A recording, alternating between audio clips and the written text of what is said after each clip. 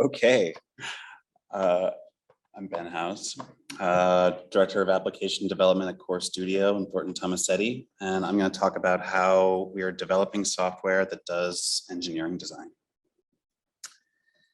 So TT is a global engineering consultancy. We're 1,400 people or so, and in the 10 years that I've worked at TT, I think the elevator pitch has gotten increasingly difficult. Like I used to say, we do skyscrapers and stadiums and kind of big stuff, but that's actually only like one or two of those little checks on that list. All kinds of engineering, consulting, and lots of different problem domains. Core Studio is we're an R&D incubator within Thornton Tomasetti. We focus on application development, computational modeling, artificial intelligence, and we host events like this. Okay, so first, a thank you. I'd like to thank, first of all, Thornton Tomasetti, Core Studio for kind of sticking with this. Again, we've been doing this for a long time, and I'm really glad TT gives us the support to do events like this. Also Skanska for the party later tonight, and everybody who held workshops yesterday for their time. Okay, so very quick outline. I'm going to break this into 3 parts and show a series of projects, starting with user experiences and focusing on how we're developing these within different organizational sort of models in TT, how we're partnering with domain experts in different ways. Part 2 are the APIs and libraries that sort of live one level beneath all those user experiences. And then a few thoughts about how we take this into the future. Okay, so the first one I'm going to show is called AutoSTL. This is a long-term co-development project we're working on with the construction engineering practice in Thornton Tomasetti. And construction engineering produces these huge, hyper-complex, incredibly accurate Tekla models for fabrication. So this is one Vanderbilt, and you can see in the next slide, just a crazy amount of detail. This is literally bolts in the skyscraper, right? And we've been working with them for 7 years at least, maybe a little longer, doing typical connection engineering and documentation in Tekla. So this is a 3-step process.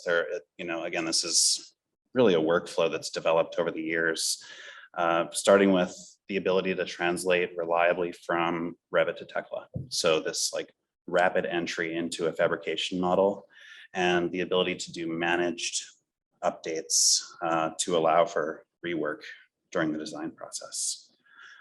Part 2 is Monitor, and this actually came directly out of working with some of our partners in construction engineering.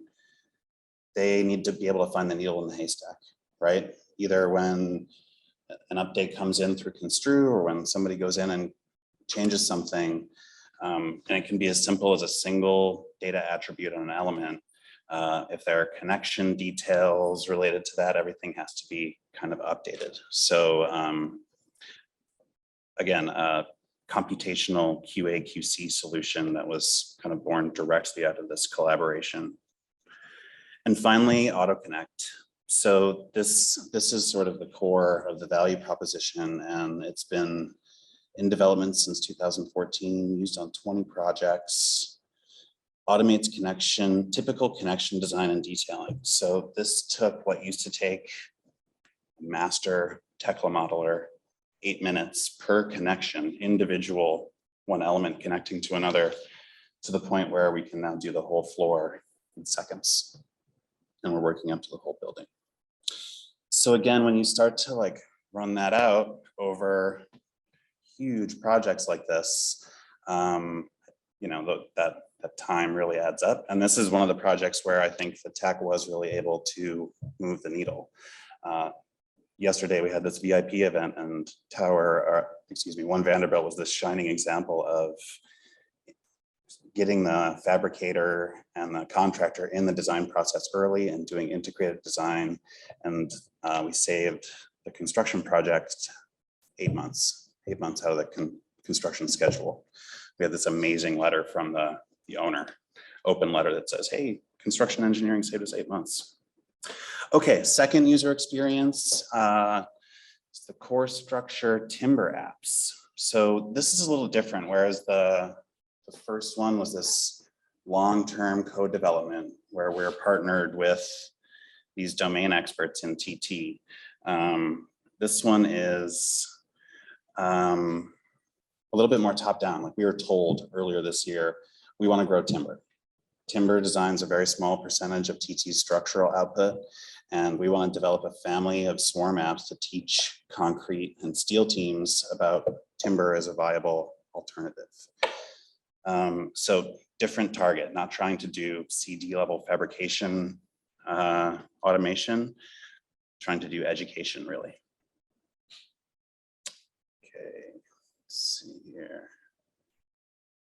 So we're looking at Swarm. All of this runs on Swarm. Swarm is currently transitioning into Shapediver, so in the future, a lot of this will run on Shapediver.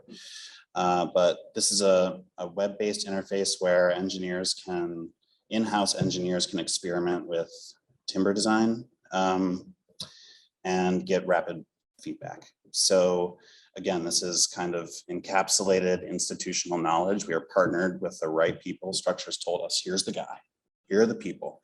Talk to them, figure out a wireframe of what are the inputs and outputs, and build these series of apps. And the coup de grace here for engineers is the calc report, being able to actually show the work. So it's this combination of, again, like putting computational design application development teams with the right experts in TT, and for engineers, making sure to show all the work so you're not dealing with the black box problem. Okay, last one is SWAP. This is we've been working on this one for years. SWAP stands for the Shear Wall Automation Platform. And again, organizationally, this is a little different. It started as a Core Labs R&D project. This is people outside of Core Studio proposing an R&D project and getting corporate time and money to pursue that idea.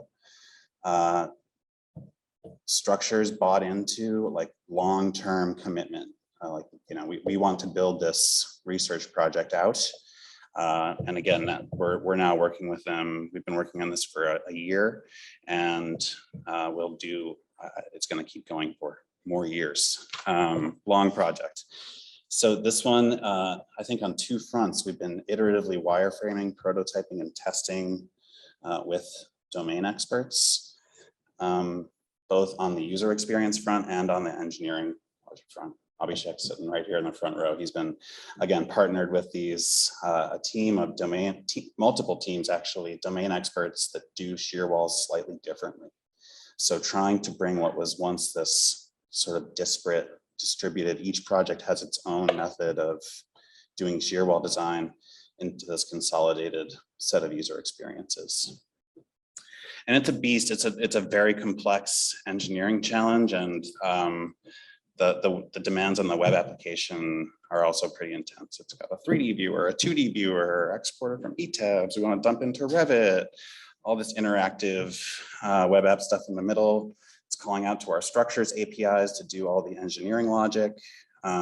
So big, complex project, but we're confident that it's actually going to hit the value proposition for engineers because of this co-development model and kind of iteratively testing and wireframing along the way. Okay, so all of those user experiences are built on top of lower level APIs, SDKs, and code libraries.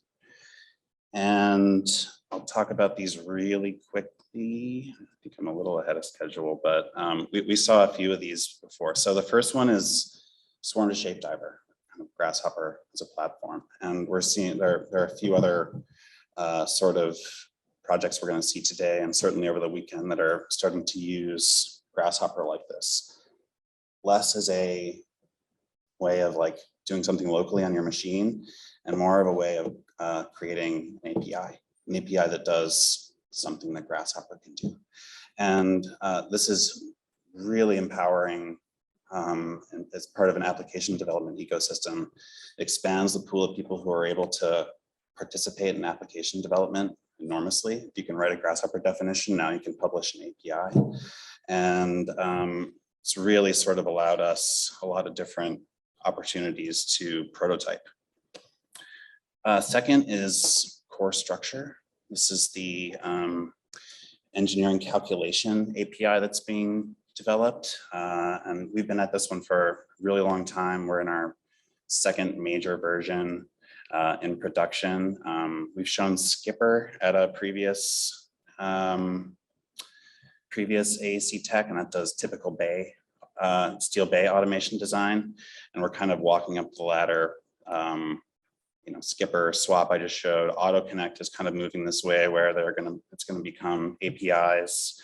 And we have a number of other sort of ideas, in-house kind of stories we want to automate. Second part are those kind of more like user-facing swarm apps, like the CORE.structure swarm apps I showed are really just little swarm apps around CORE.structure API calls. And I think there's a lot of different opportunities there where, we're transitioning from Swarm to Shapediver. I want to look at a Speckle integration as a hackathon project this weekend. And the last one is using CORE.structure to train machine learning models. And I'll talk about Asterisk at the end, but this idea that once you have a kind of calculation-based deterministic code library that's built on top of all that institutional knowledge, now you can generate data sets to do machine learning, data science work. Which brings us to Cortex. I think Rob's going to talk about this in a little bit more detail, but we're building another web application called Cortex that allows a pipeline for publishing those machine learning models as API endpoints. So again, all of these I think it's an attempt at a generic infrastructural layer that gives us the tools we need to build those user experiences. And I think we're also, and this bumps into the next phase, but we want to expose some of these APIs to you all. Okay, so again, as this library of engineering APIs grows, we're exploring how these solutions can be repurposed outside of TT's traditional engineering consultancy business model. So again, like this idea of opening up these APIs to new customers, we're doing this in-house. We have those APIs, and we're working with, like, if we can convince the engineers in Thornton Tomasetti that they're legit and can be used on projects, we're confident that they're good for all of you, right? They're the tough audience. And I would like to posit that we're early here, folks, in this attempt at taking professional services and moving them into a SaaS model. Other industries are out ahead of us by quite a long shot on this. You can go to LegalZoom and stand up an LLC without talking to a lawyer. We all do our banking and finance. Healthcare is moving there. I think like mental health, especially during the pandemic, a lot of people started like having sessions over the internet, and it's not coming back, right? And I think a lot of the work that we see in this circle is AEC taking the first steps in this direction. So this was a nice exchange at the at the VIP event last night. Clifton, I'm sorry, he told me, he's like, this was a safe space. But I said, Clifton, how big is the API or is the market for AEC? He says, fucking huge. APIs are the future of the industry. So just a little review. We did this project called Asterisk 1, this is a video from 2010, again, massively sped up. But Asterisk 1 was, I would say it's a monolithic prototype in production. It used that Grasshopper as a platform and machine learning models that were trained on CORE.structure data to do rapid engineering feedback. You can upload a mass and we'll give you a size structural wireframe back in less than a minute. Asterisk 2 has been in development for the past year or so, maybe a little more. And it's, as opposed to a big monolithic app, it's a family of smaller apps running on Swarm. And again, bumping over to Shapediver. Rapid structural sizing and embodied carbon feedback for designers. So again, like you can dive into Swarm or Shapediver on the web browser and point and click and learn, but each one of these is also potentially an API endpoint. And this is just a quick example of a couple of those. Instead of doing the whole building, we're looking at comparisons between a single column stack, one column that runs from the ground to the roof, and trying to do this, apples to oranges, a comparison of these two systems. When do we get into the really big honking sizes in concrete versus when do we get into custom seal sections that require, certainly require Thornton Tomasetti expertise. So that kind of rapid feedback loop that's enabled by both of those platforms, Grasshopper as a platform and the ability to call into those machine learning models for rapid sizing predictions. Okay. And what kind of spilled out of this was this relationship with TestFit. TestFit is consuming that concrete column API to do parking garage column prediction inside of their application. And this is our first sort of first external user to consume one of these APIs that we built for a different purpose. And again, I think there's a lot of that out there, and there's a lot of opportunities for that, for doing that kind of work for people in this room. We're seeing a lot of clients, a few already that we're working with, telling us that we want a version of Asterisk using our data, or we want to do an Asterisk for, and they'll fill in the blank. And if I bump back to this slide, showing all of the capabilities that Thornton Tomasetti offers, imagine if there were API endpoints for these. Imagine if you could sort of embed some of these expert feedback loops into your design workflows. I think both Matt's presentation and Shane's teed this up really well. I think we want to be able to deliver second brain for structures, right? We want to be able to do those rapid feedback loops of